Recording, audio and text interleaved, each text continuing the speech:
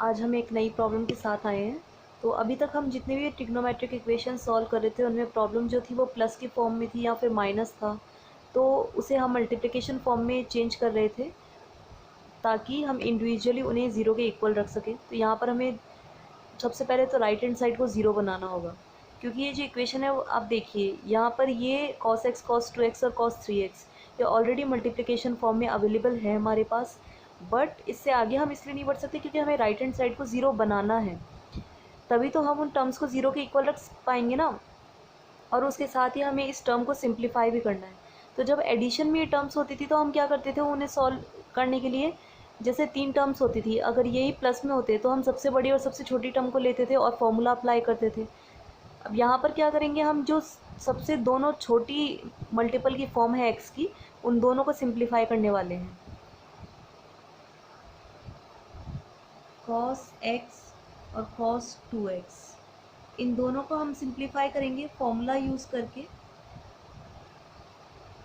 अब देखिए, पहले जब हम फॉर्मूला यूज़ कर रहे थे तो वहाँ पर साइन ए प्लस साइन भी ले रहे थे, तो 2 sin a plus B by 2 cos A minus B by 2 आ रहा था।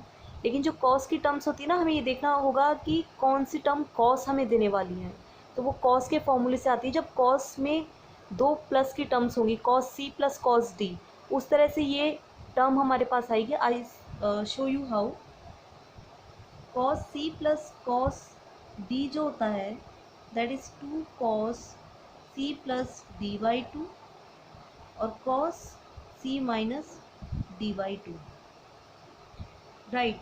अब देखिए, आप cos की 2 टर्म्स है और दोनों मल्टीपल में, हमारे पास ये फॉर्म यहाँ पर दी हुई है, हमें इसे सिंप्लीफाई करना है और हमें इसे चेंज करना है, ठीक है। 2 cos x और cos 2x,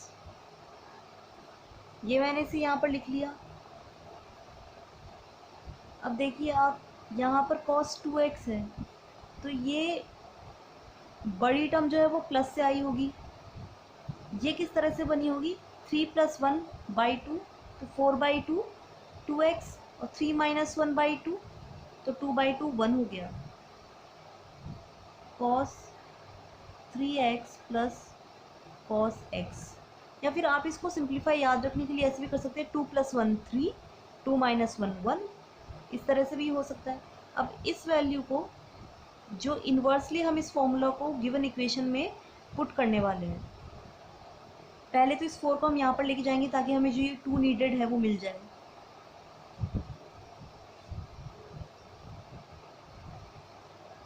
cos x cos 2x cos 3x = 1, ये फोर्थ हो जा, जो ये जो 4 था उसको हमने 2 और 2 दो तरह से यूज़ कर लिया। अब 2 cos x और cos 2x आप देखिए इस फॉर्मूला से आ रहा है, तो हम इस इक्वेशन को 1 इक्वेशन नाम दे देते हैं।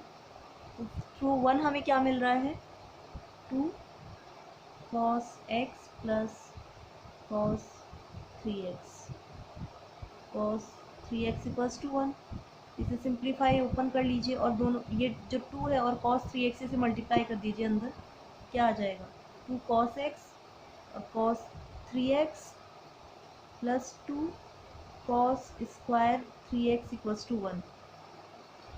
अब देखिए आप, वहाँ पर क्या था, हम मल्टीप्लिकेशन फॉर्म में था, उसको -1 लाते तो 3 टर्म मल्टीप्लिकेशन फॉर्म में थी, बट यहाँ पर हमारे पास जो है अब 2 टर्म हो गए, बीच में एडिशन है। इस 1 को हम इधर लेकर आएंगे माइनस, हमें सिंपली इक्वेशन को सिंप्लीफाई करना है और राइट हैंड साइड को हमें 0 बनाना है। 2 cos स्क्वायर 3x - 1 = 0। अब हम यहाँ पर एक और फॉर्मूला पुट करने वाले हैं। We know that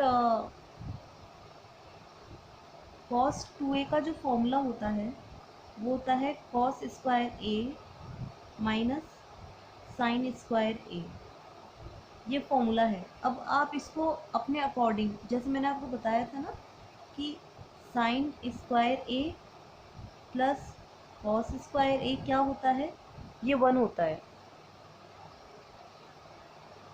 right. cos sign का स्क्वायर और cos का स्क्वायर जो है वो 1 होता है हमारे पास में।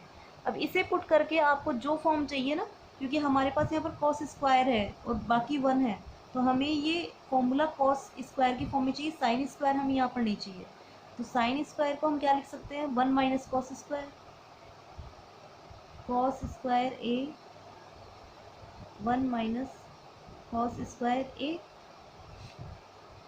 यहाँ से हमारे पास क्या आ जाएगा, 2 कॉस स्क्वायर ए माइनस 1। ठीक है, आप इसी तरह से इसको ओनली साइन की फॉर्म में भी कन्वर्ट कर सकते हैं। कॉस स्क्वायर क्या होगा, 1 माइनस साइन स्क्वायर है। तो इस तरह से दो फॉर्म्स आपके पास आ जाएंगी। आपको जिस तरह से नीड है क्वेश्चन में उस तरह से आप यूज़ कर सकते हैं। ये cos 2a का फॉर्मूला है जो हमें यहाँ पर नीडेड है। अब आप देखिए यहाँ पर जो एंगल है यहाँ पर उसका एंगल डबल है। तो 2 cos स्क्वायर 3x माइनस 1 की फॉर्म में है। तो 2 cos स्क्वायर 3x, ए की जगह मैंने सिंपली 3x पुट कर दिया। यहाँ पर जो एंगल था यहाँ पर उसका डबल है, दैट मीन्स cos 6x। ठीक है, अब इसे हम इस इक्वेशन में पुट करने वाले हैं। तो सेकेंड इक्वेशन हमारे पास क्या आ गई, 2 cos x cos 3x प्लस cos 6x इक्वल्स टू 0। अब पहले हमने ऊपर cos x और cos 2x दो मल्टीपल फॉर्म्स को सॉल्व किया था और उसे सिंप्लीफाई किया था। यहाँ पर हम cos x और cos 3x ये मल्टीपल फॉर्म है, इसे सिंप्लीफाई करेंगे। सिंपली वही फॉर्मूला जो इधर से पुट है ये दोनों मल्टीपल फॉर्म में है, तो इसे प्लस फॉर्म में कैसे बनाया हमने, 1 + 3 4 और 3 - 1 2 या 1 - 3 मान लीजिए, तो cos के ऊपर नेगेटिव साइन का कोई फर्क नहीं पड़ता।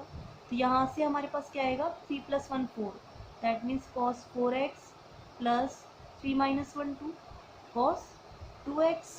इस फॉर्मूला को यूज़ किया है हमने, plus cos 6x equals to 0।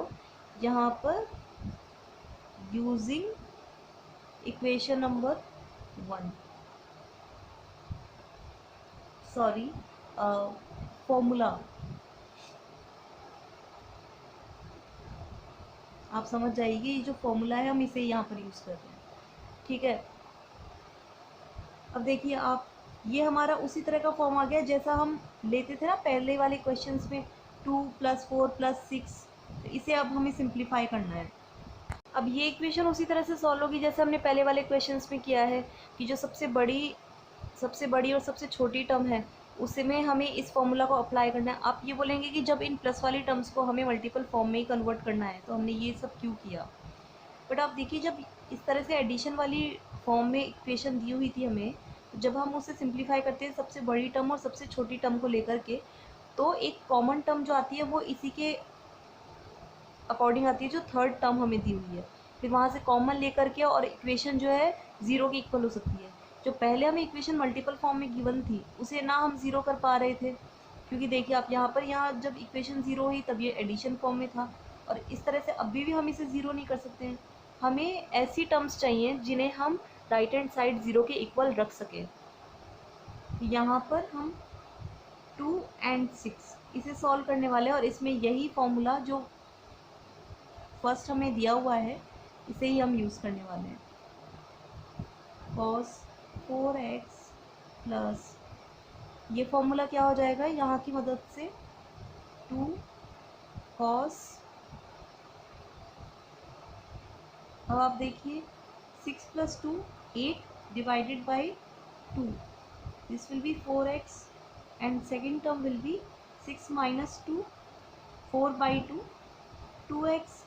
अब देखिए मैं यहाँ पर जो आपको कह रही थी cos 4x एक इस टर्म आ गई जो दोनों में कॉमन आ रही है, cos 4x 1 + 2 cos 2x equals to 0। अब आप देखिए हाउ सिंपल इट इज़, दोनों टर्म्स हमारे पास मल्टीप्लाई फॉर्म में हैं और इसे हम इंडिविजुअली 0 के इक्वल रख सकते हैं। ठीक है, तो या तो cos 4x 0 होगा या फिर 1 + 2 cos 2x इक्वल्स टू 0 होगा। अब आप बताइए मुझे cos 0 के इक्वल कब होता है, जब उसका एंगल π/2 होता है। ठीक है, मतलब cos 4x equals to 0 cos π/2। अब आप देखिए cos ओनली π/2 0 नहीं होता है। अगर मुझे ये सॉल्यूशन को जनरल फॉर्म में लिखना है, तो जनरल सॉल्यूशन अगर मुझे लिखना है तो यहाँ पर 1π/2 है तब भी 0 है, 3π/2 होगा तब भी 0 होगा, मतलब कि ऑड मल्टीपल π/2 का 0 होगा। अब उस ऑड मल्टीपल को हम कैसे लिखते हैं, जनरल सॉल्यूशन को मुझे लिखना है ऑड नंबर, तो E1 क्या होता है 2n, इसमें मैंने 1 ऐड कर दिया तो ये ऑड नंबर है एंड π/2, ठीक है। अब यहाँ पर आप देखिए 0 रखा आपने तो 1π/2 आ गया, 1 रखिए तो 3π/2 आ गया। इस तरह से हमारे पास ये जनरल सॉल्यूशन हो गया। अब यहाँ से देखिए जो सेकंड सॉल्यूशन होगा इसमें 2 cos 2x इक्वल्स टू -1 और cos 2x इक्वल्स टू -12। अब cos 2x की वैल्यू -12, ये -12 कब होता है, cos 2π/3। ये मैं यहाँ पर लेंथी इसलिए नहीं कर रही हूँ क्योंकि हम पहले भी एक क्वेश्चन में इसी तरह से डिस्कस कर चुके हैं। हाफ वैल्यू कब होती है, जब cos π/3 एंगल होता है। अब उसके साथ माइनस बाहर आएगा, cos कौन से क्वाड्रेंट में नेगेटिव होगा, सेकंड क्वाड्रेंट में, तो उसे हम पाई माइनस π/3 लिख सकते हैं और cos 2π/3 हमारे पास टर्म आ जाएगी। अब यहाँ पर जो फॉर्मूला बन रहा है cos x equals to cos alpha है, उसका जनरल सोल्यूशन हमने क्या डिस्कस किया था पहले वाले वीडियोज़ में, 2x equals to 2n pi plus minus 2π/3 for all n belongs to z। अब चाहें तो ये x के साथ जो मल्टीपल्स हैं इन्हें अपॉन में ले जा करके भी लिख सकते हैं। ये जो दो सॉल्यूशन होंगे ये x के सॉल्यूशंस हैं। I hope it helps.